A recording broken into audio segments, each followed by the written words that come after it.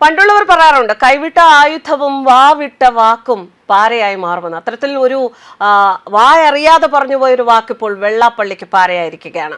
വെള്ളാപ്പള്ളിക്ക് പത്മഭൂഷൺ നൽകാനുള്ള തീരുമാനം അത് പുനഃപരിശോധിക്കണം, അത് പിൻവലിക്കണം എന്ന് രാഷ്ട്രപതിക്ക് പരാതി എത്തിയിരിക്കുന്നു. മുൻപ് പത്മ പുരസ്കാരത്തെ മാധ്യമങ്ങളുടെ പരസ്യമായി അധിക്ഷേപിച്ചതാണ് ഇപ്പോൾ കുരുക്കായിരിക്കുന്നത്. തന്നെയുമല്ല, വെള്ളാപ്പള്ളി 127 ക്രിമിനൽ കേസുകളിൽ പ്രതി എന്നും പരാതിയിൽ പറയുന്നുണ്ട്. ക്രിമിനൽ കേസുകൾ നീട്ടി പോകുന്നത് രാഷ്ട്രീയ സ്വാധീനത്താലാണ്. കാലിക്കറ്റ് യൂണിവേഴ്സിറ്റി ഓണററി ഡോക്ടറേറ്റ് പോലും തള്ളി എന്നും പരാതിയിൽ പറയുന്നു. തീരുമാനം പുനഃപരിശോധിക്കണമെന്നാവശ്യപ്പെട്ട് save university campaign committee chairman RS ശശികുമാറാണ് നിവേദനം നൽകിയിരിക്കുന്നത്.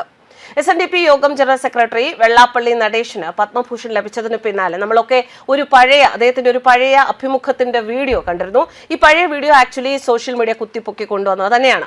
ഇന്ത്യൻ എക്സ്പ്രസ് മലയാളത്തിന് അദ്ദേഹം നൽകിയ ഒരു അഭിമുഖത്തിലാണ് പത്മഭൂഷൺ കാശ് കൊടുത്താൽ കിട്ടുന്നതാണ് എന്ന് വെള്ളാപ്പള്ളി പറഞ്ഞത്. അദ്ദേഹം പറഞ്ഞ വാചകം ഇതാണ്: പത്മഭൂഷണൊക്കെ വല്ല വിലയുണ്ടോ? അതൊക്കെ കാശ് കൊടുത്താൽ കിട്ടുന്ന സാമാനായിട്ട് മാറിയില്ലേ? അതൊക്കെ അന്നുണ്ടായിരുന്ന കാലമായിരുന്നു.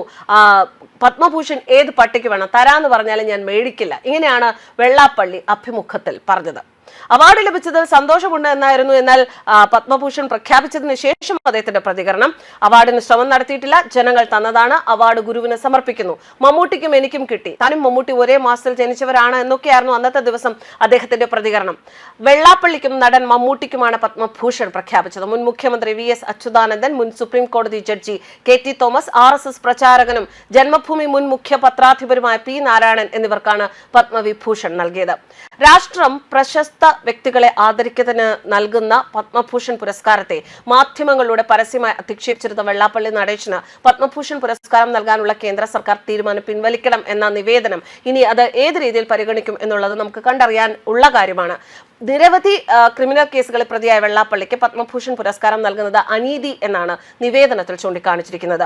ദാരിദ്ര്യരേഖയ്ക്ക് താഴെയുള്ളവർക്ക് ലഭിക്കേണ്ട വായ്പകളെ തിരിമറി കാട്ടിയതിന്റെ പേരിൽ അർഹരായവർക്ക് ലഭിക്കേണ്ട വായ്പാ തുകകൾ നഷ്ടപ്പെടുന്നതിന് കാരണക്കാരനായ കുറ്റവാളിയാണ് ഇവിടെ പത്മ പുരസ്കാരം നൽകി ആദരിക്കപ്പെട്ടിരിക്കുന്നത് എന്ന വിമർശനങ്ങൾ ഉയർന്നിരുന്നു. ഒരു കൊലപാതക കേസ് ഉൾപ്പെടെ 127 ക്രിമിനൽ കേസുകളിൽ പ്രതി ചേർക്കപ്പെട്ട നിലവിൽ 21 കേസുകൾ കുറ്റപത്രം നൽകുന്ന ഘട്ടത്തിലായ വെള്ളാപ്പള്ളി നടേശന് രാഷ്ട്രത്തിന്റെ ഉന്നത ബഹുമതി പുരസ്കാരം നൽകുന്നത് പത്മ പുരസ്കാരം ഇതിനകം നേടിയവരോട് കാട്ടുന്ന അനാദരവാണ്, അനീതിയാണ്. സംസ്ഥാന സർക്കാരിലെ രാഷ്ട്രീയ സ്വാധീനത്തിന്റെ തണലിലാണ് അദ്ദേഹത്തിനെതിരായുള്ള ക്രിമിനൽ കേസ് നടപടികൾ നീട്ടിക്കൊണ്ടുപോകുന്നത് എന്നും ആരോപണം നിലനിൽക്കുകയാണ്. എന്തായാലും നേരത്തെ തുടക്കത്തിൽ പറഞ്ഞതുപോലെ തന്നെ വാക്കുകൾ അത് സൂക്ഷിച്ച് പ്രയോഗിക്കാനുള്ളതാണ്. അല്ലെങ്കിൽ ഇതുപോലെയുള്ള പാരകളായി അത് നമ്മുടെ ജീവിതത്തിൽ ഒരു അഗ്നിപാതം പോലെ വീണ്ടും വന്ന് ഭവിക്കും. News desk കർമ്മണ്ട്സ്.